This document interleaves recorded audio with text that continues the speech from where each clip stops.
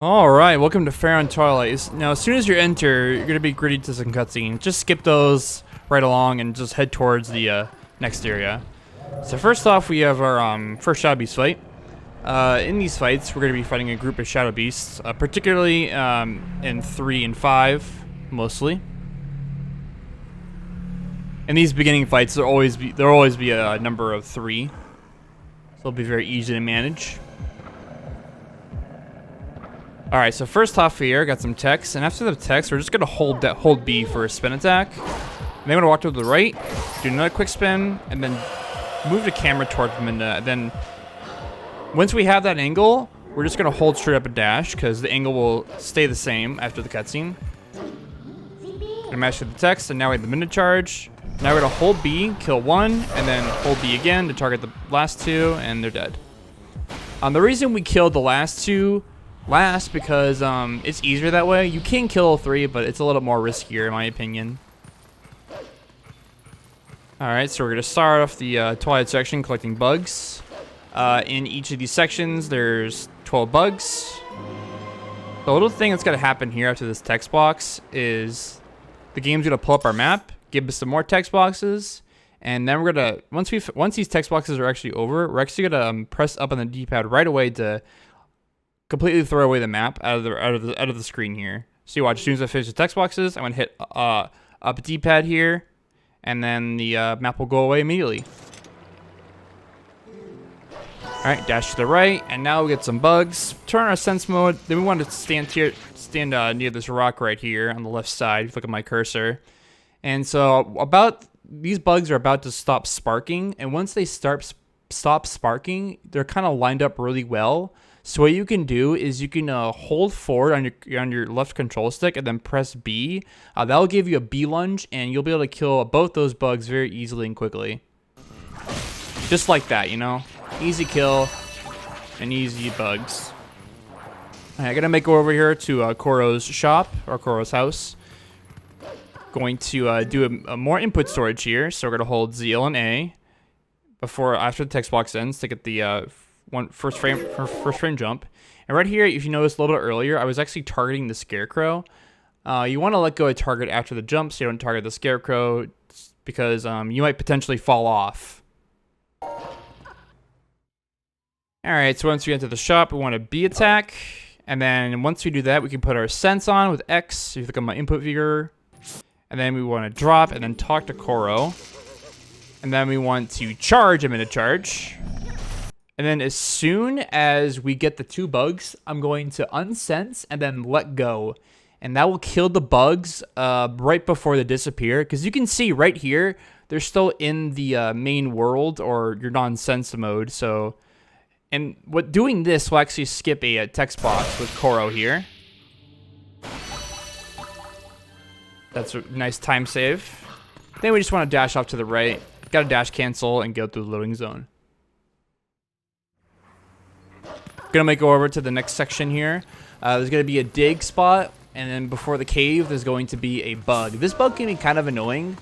Usually you want to actually have your sense off when you're once you're done you want to have your sense off, and then once you're through, and then you want to turn it on, and then that'll prevent the bug from moving at all. And then what you can do is you can just target B, the bug, and he'll die immediately. So right here I had to kind of like wait.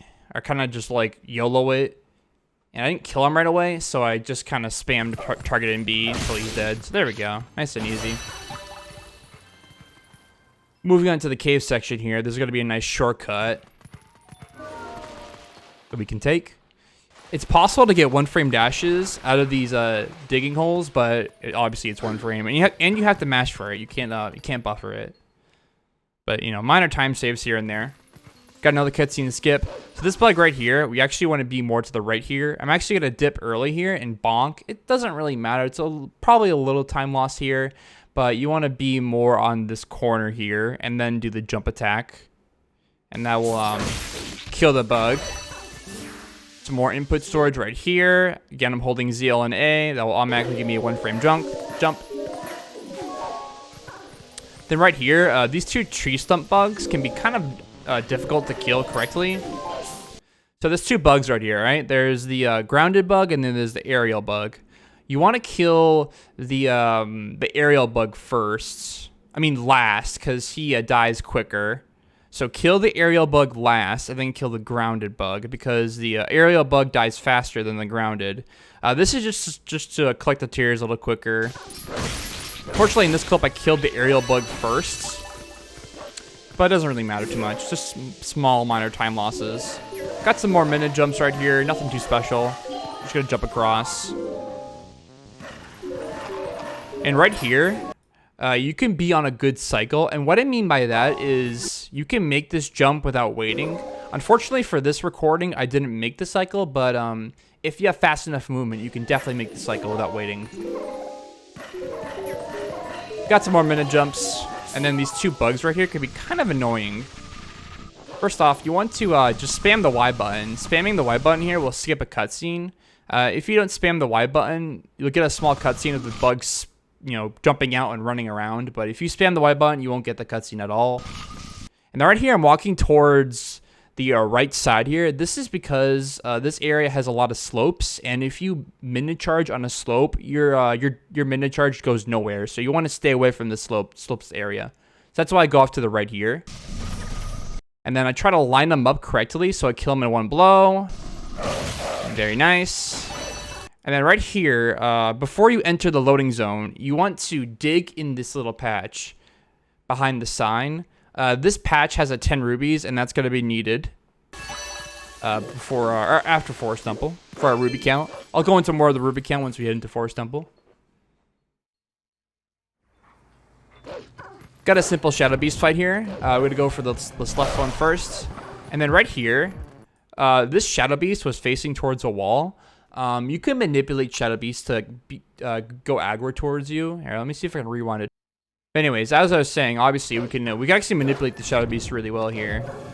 So we want to kill that guy, and then you see how this guy is like looking at a wall.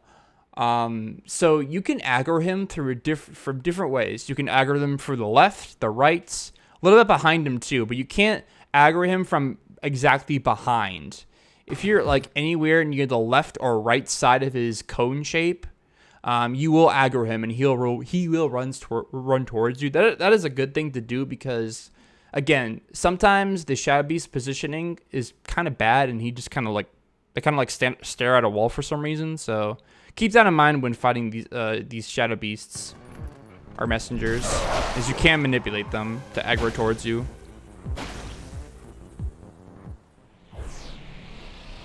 Alright, after that fight is done, we're just going to dash towards the entrance to the Forest Temple. We can't enter there yet because obviously we can't transform.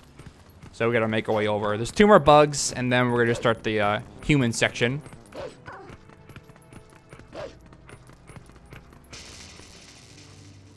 Alright, so you want to turn your sense here a little early, like this. And then you want to dash to the right here.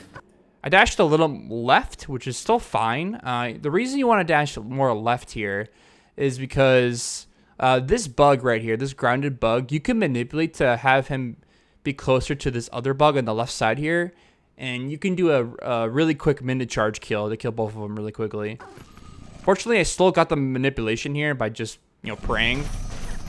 And so I was able to do that really quickly. And that's the end of Faron Twilight, basically. Pretty simple Twilight section. Not too much is going on. Alright, so there's a cutscene right here. And we're going to skip it.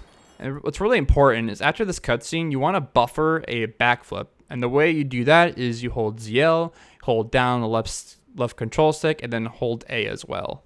So as you see, when we exit the fade out screen here, we're going to be doing a backflip, a frame perfect. There it is, and we want to start rolling to the right here to dodge the minute text trigger. Yeah, so that backflip skips the whole entire minute text trigger. Really important, really helpful. It saves time, so you want to do it. And it's really easy to do too. Alright, we're going to talk to Koro to grab the key so we can go to the Forest Temple, make our way over there.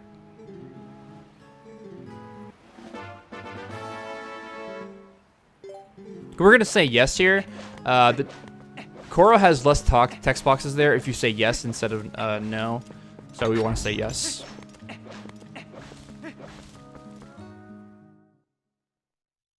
is indeed faster. Alright, so we're just gonna roll through the cave. Nothing much going on here. Just gonna make our way over.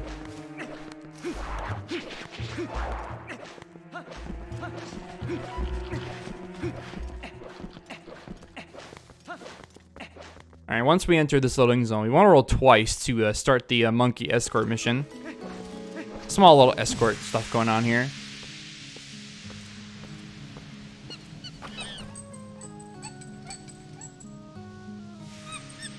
Alright, so this monkey is RNG related, and he's RNG related by how many swings he does. I'll show you some examples in the recordings here. Just pay attention to him. You can usually tell by how fast the fog disappears away from you. So right here, it's disappearing really fast. So it means you've got good RNG there. So he's gonna stop swinging really quickly there. And for example, right here, the fog isn't disappearing right away. It's taking like a couple seconds. That means you got bad RNG.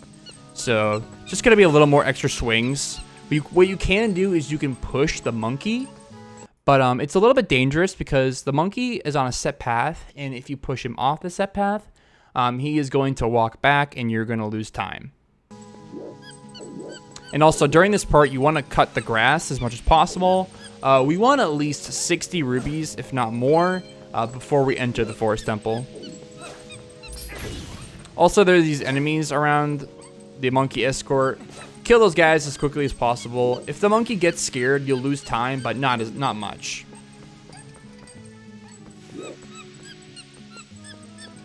Alright, so this bush on the right here has a ton of rubies, so we want to grab that.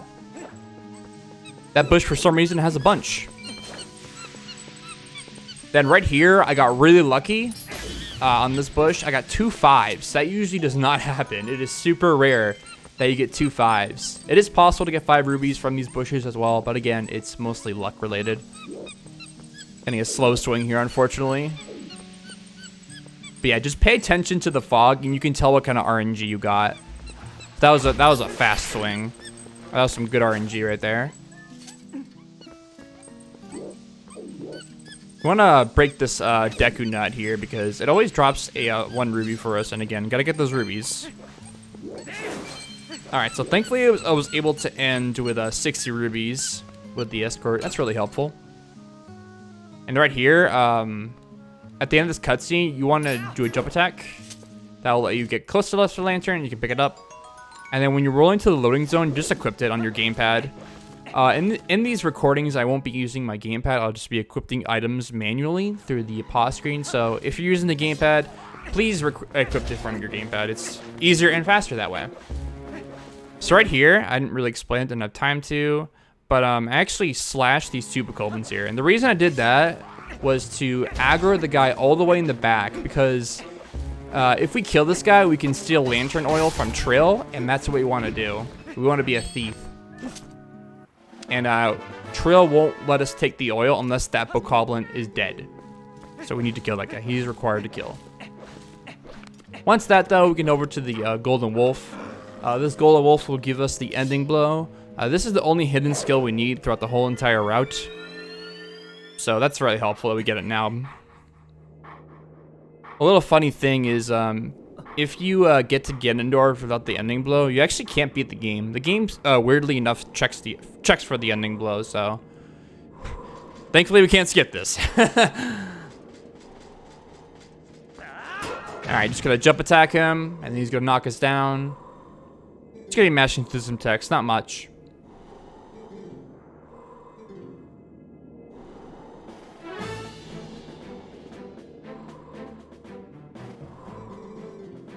Alright, all we want to do now is just jump attack again, and then ending blow.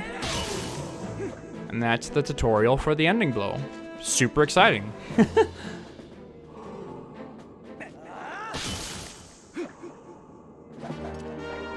That pretty much wraps up the first section, or the Faron Twilight section to Forest Temple section. In the next video, I'll be going over the Forest Temple. And yeah, so if you like the video, please make sure to like it, subscribe. If you have any comments about certain movement techniques that I'm doing in this video, please let me know in the comments. and I will see you guys in the next video. Peace out, and thanks for watching.